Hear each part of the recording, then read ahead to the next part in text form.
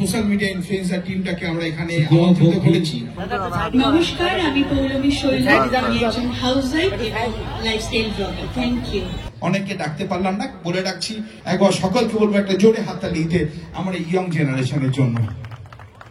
অসাধারণ সোশ্যাল মিডিয়ার যারা সক্রিয়,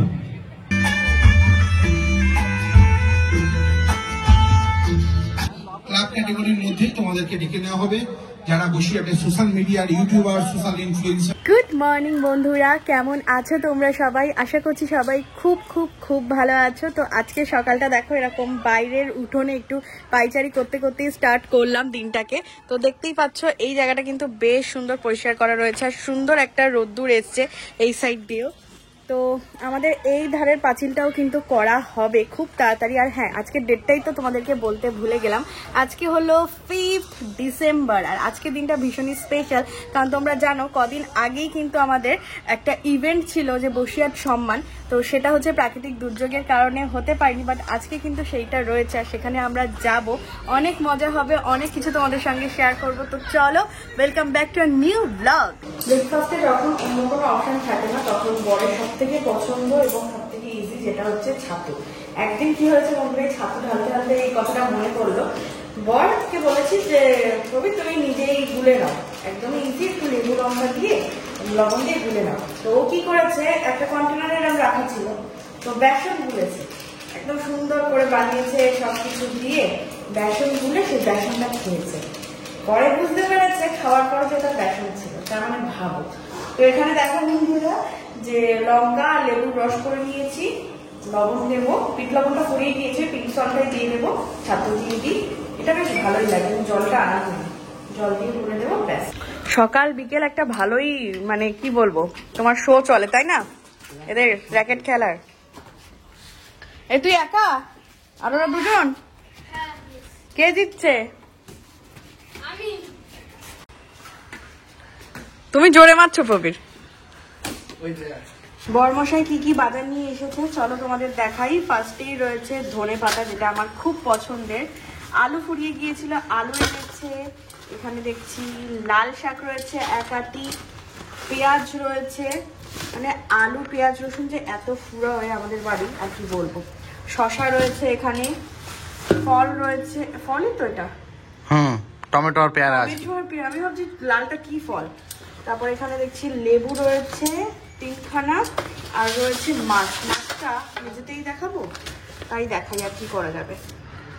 এই যে এটার মধ্যে রয়েছে গিয়ে এই যে শুধু রুই মাছ আর রয়েছে চিকেন। তো এই হচ্ছে গিয়ে আজকের বাজার। মাছ মাংস পরিষ্কার করে ধুয়ে দেখো লবণ হলুদ মাখিয়ে রেখেছি। আজকে বানাবো দই কাতলা, আজকে একটা স্পেশাল রেসিপি। আর মাংসটাকে হচ্ছে পাতিলেবুর রস, লবণ আর হলুদ দিয়ে একদম মাখিয়ে রেখেছি। মাংসের নর্মাল যেরকম ঝোল হয় সেরকম। আর এখানে মশলাপাতির দেখো পুরো একদম সরঞ্জাম রয়েছে, কাঁচা লঙ্কা বাটা, জিরে বাটা, এখানে রসুন বাটা, আদা বাটা, টমেটো, আর এর মধ্যে গোটা গরম মশলা রয়েছে। তো আজকে জমিয়ে কিন্তু রান্না বান্না হচ্ছে। ওদিকে রান্না বসিয়ে এখানে দেখো আমি শাক কাটতে বসে গিয়েছি। যেদিন কিনা বাজার করা থাকে সেদিন না আমার রান্না বান্নাটা অনেক তাড়াতাড়ি হয়ে যায়। একটা প্রিপারেশন থাকে যে এই রান্নাগুলো করবো। আর যেদিন বাজার দেরিতে আনে, মানে বাজার যেদিন নিয়ে আসে সেদিন তো বাজার গোছাতে, তারপর সবজি সাবজা কেটে কি রান্না হবে সেসব করতে অনেকটাই দেরি হয়ে যায়। আর আজকে যেমন দেখো কাঁচা লঙ্কা মানে সমস্ত কিছু বাটা মশলা দিয়ে কিন্তু আমি মাংসটা রান্না করছি। আর তাড়াহুড়ো ছিল তো সেই জন্য তোমাদের সঙ্গে আর রেসিপিটা শেয়ার করতে পারলাম না।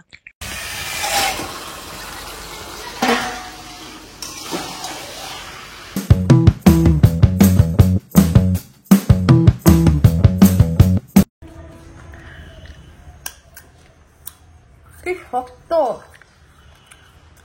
একদমই ভালো না। ভালো দাঁতের জন্যই একদমই ভালো না, কোনো রসকসহীন পেয়ারা। ডিসেম্বর মাস পরপর কিন্তু এখন বিয়ে বাড়ি রয়েছে, অনুষ্ঠান বাড়ি, নিমন্ত্রণ রয়েছে। তো তার কারণে কিন্তু চুলের অবস্থা এখন দেখো 12টা বেজে 13টা হয়ে গিয়েছে। চুলের জন্য বারে বারে তো পার্লারে গিয়ে হেয়ার স্পা করা পসিবল হয় না বা হেয়ার ট্রিটমেন্ট করা পসিবল হয় না, আমার পক্ষে তো হয়ই না, যা সারাদিনের সংসারে ব্যস্ত থাকি। আমি কিন্তু দারুণ দুটো জিনিস ইউজ করি যেটা কিনা বাড়িতে বসেই একদম হেয়ার স্পা লাইক একটা শাইনি এফেক্ট দেবে চুলের মধ্যে, যেটা কিনা অরিশের হেয়ার প্রোটিন প্যাক এবং অরিশের hair protein shampoo with milk and keratin. এই দুটো আমি প্রায় 1 মাস ধরে ইউজ করছি এবং খুব ভালো রেজাল্ট পেয়েছি। তাই ভাবলাম কেন না এখন বিয়ের মরশুমে তোমরাও পার্লারের টাকা বাঁচিয়ে বাড়িতেই কিন্তু অরিশের এই দুটো প্রোডাক্ট দিয়ে একদম স্পা লাইক শাইন পেয়ে যেতে পারো। তো চলো দেরি না করে তোমাদের জন্য আমি এগুলোকে কিভাবে অ্যাপ্লাই করি, কিভাবে ইউজ করি শেয়ার করছি। হেয়ার প্রোটিন প্যাক, এটা হেয়ারে একটা প্রোটিন দেয়, হেয়ার লসকে কন্ট্রোল করে, হেয়ারকে স্ট্রং করে, হেলদি অ্যান্ড সফট রাখে। এছাড়া একটা স্পা এফেক্ট দেয়। এটা কিন্তু এসএলএস এবং প্যারাবেন ফ্রি। উইকে 2 দিন ইউজ করতে হবে। স্ক্যাল্পে এবং লেন্থ অফ দ্য হেয়ারে অ্যাপ্লাই করে একটু ম্যাসাজ করে কিন্তু 1 ঘন্টা রেখে দিতে হবে, ঠিক যেমনটা আমি করছি। 1 ঘন্টা পর মিল্ক প্রোটিন শ্যাম্পু দিয়ে শ্যাম্পু করে নিতে হবে। মিল্ক প্রোটিন শ্যাম্পু কিন্তু এসএলএস এবং প্যারাবেন ফ্রি। কেউ চাইলে ডেলি অরিশের শ্যাম্পু ইউজ করতে পারে। এসএলএস প্যারাবেন ফ্রি, কোনো রকম প্রবলেম হবে না। ডেলি না করলে কিন্তু উইকে 4 দিন মাস্ট তোমাদের শ্যাম্পু অ্যাপ্লাই করতেই হবে।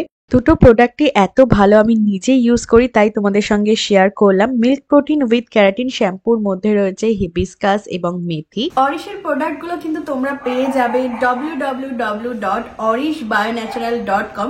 এছাড়াও কিন্তু অ্যামাজন, ফ্লিপকার্টে অরিশের প্রোডাক্ট অ্যাভেলেবেল।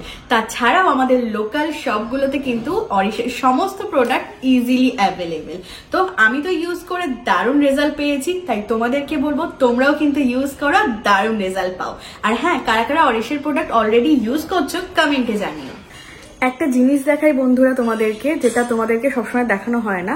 যখনই মাংস রান্না হয় তখনই কিন্তু এটা চলে। চলবেই তো। কেমন হয়েছে সেটা বলো। হেভি, শুধু মুখের এক্সপ্রেশনটা দেখো বন্ধুরা।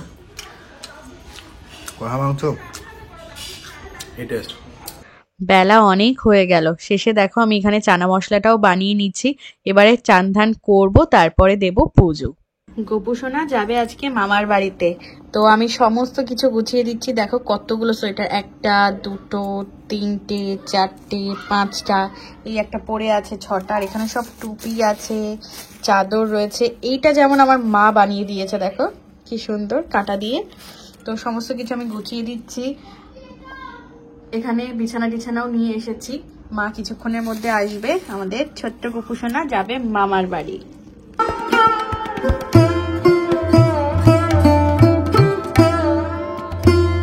আর এখানে গোপুসোনার বিছানাটাকে দেখো কত সুন্দর করে গুছিয়ে দিয়েছি। বালিশ, কাঁথা, কম্বল, আবার একটা ছোট্ট পুতুল রয়েছে। দেখেছো কতটা সুন্দর লাগছে। এই যে মা এসে গিয়েছে, আর গোপুসোনার সমস্ত কিছু দেখো আমি গুছিয়ে দিচ্ছি। এই যে বিছানাটা, ওর মধ্যে সমস্ত সোয়েটার রয়েছে, সমস্ত কিছু মা গুছিয়ে নিয়ে যাবে। চলো। আজকে প্রায় খাওয়া দাওয়া করতে করতে 3টে বেজে গিয়েছে। এই যে আজকে রান্না বান্না, ভাত, মাছ, মাংস, সমস্ত কিছু। আজকে চিংড়ি মাছ ছাড়া লাল শাক ভাজা। ভালো লাগছে? একটু বড়ি দিলেও কিন্তু ভালো লাগবে। দই কাতলা হয়েছে না খেতে? সত্যি রোজ রোজ সবজি দিয়ে ঝোল হয়, আর আজকে একটুখানি দই কাতলা হলো।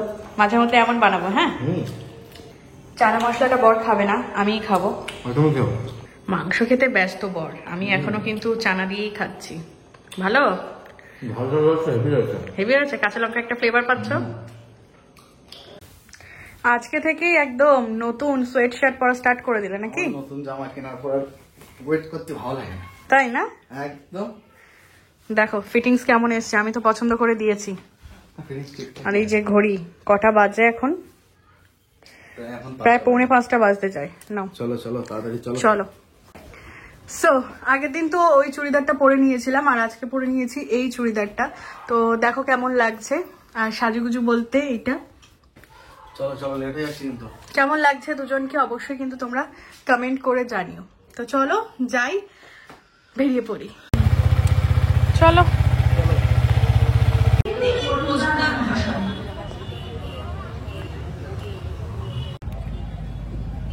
আমরা মঞ্চে আমরা একে একে তাকে বরণ করে নিচ্ছি, বরণ করে নিচ্ছেন। ভীষণ ভালো লাগছে আজকে এই অনুষ্ঠানে এসে। দেখো আমি, প্রবীর আর সোমনাথদা একসাথে কিন্তু বসে গিয়েছি আর অনুষ্ঠান কিন্তু শুরু হয়ে গিয়েছে। চারিদিকে এত আলোর রোশনাই, মানে দারুণ লাগছিল। তারপর তো আমাদের সবাইকে কফি দিয়ে গেল। তবে হ্যাঁ, সেদিনকে যে কফিটা দিয়েছিল তার টেস্টটা কিন্তু বেশিই ভালো ছিল। যাই হোক, শীতের সন্ধ্যায় এরকম কফি খেতে খেতে এরকম অনুষ্ঠান দেখার মজাই কিন্তু আলাদা। যাই হোক, তোমরা বসিরহাট থেকে কারা কারা আজকের এই ভিডিওটা দেখছো অবশ্যই কিন্তু কমেন্টে জানিও। এখানে এবার একটা নাচ হবে।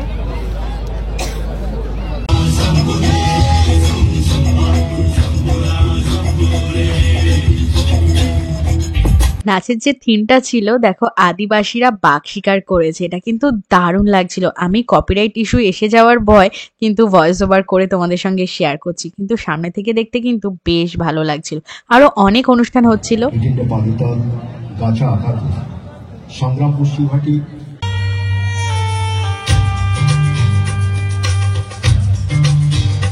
যদিও আমরা অনেকটাই দূরে বসেছিলাম, কিন্তু এই স্যাক্সোফোনের মিউজিকটা যে এত সুদিং লাগছিল, মানে তোমাদেরকে কি বলবো, দারুণ।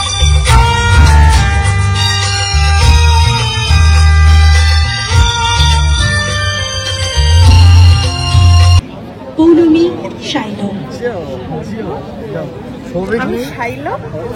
ইনস্ট্রুমেন্টাল একটা সুন্দর স্যাক্সোফোনের সঙ্গীতের মিষ্টি সুরের ছন্দ শুনবো, তারপরে আপনাদেরকে মঞ্চে ডেকে দেব। অনুমতি কেমন?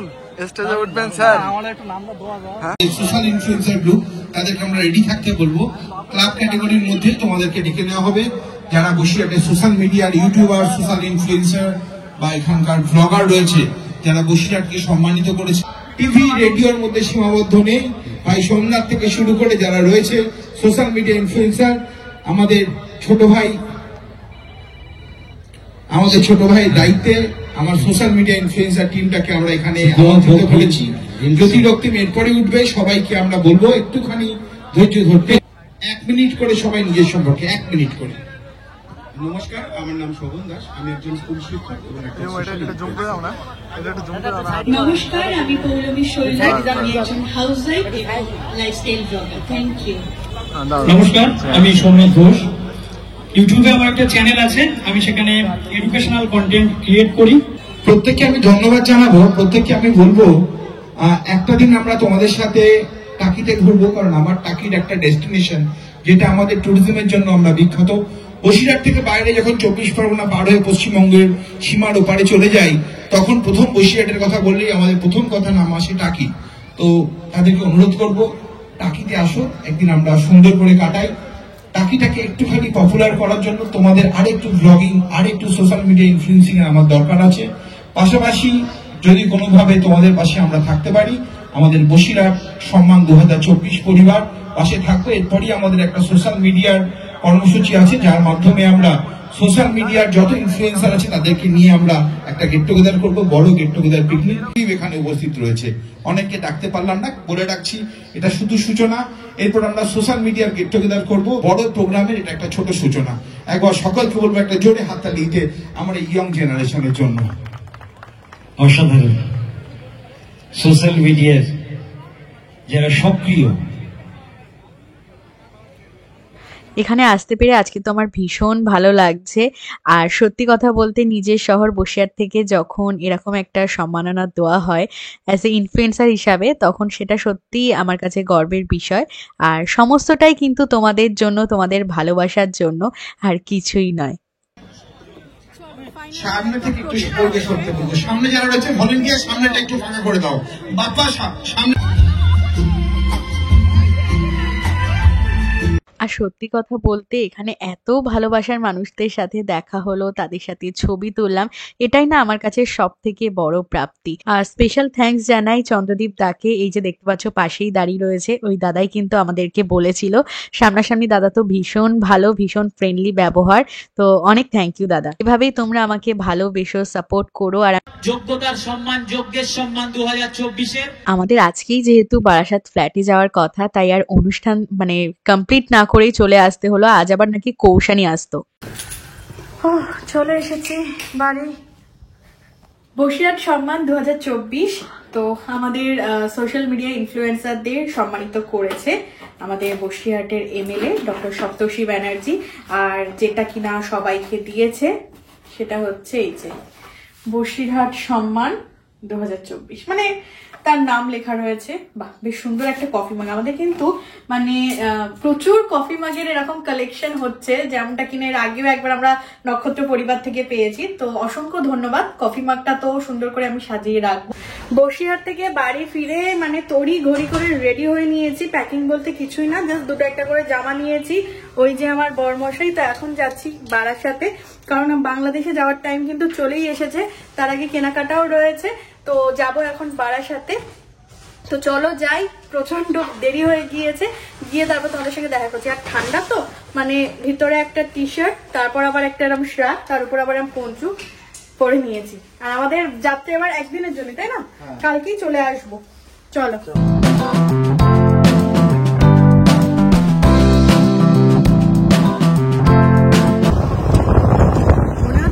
এখনই আমরা সিমলায় চলে এসেছি। সিমলায় নতুন করে যাবো কি যে এত ঠান্ডা, বলো?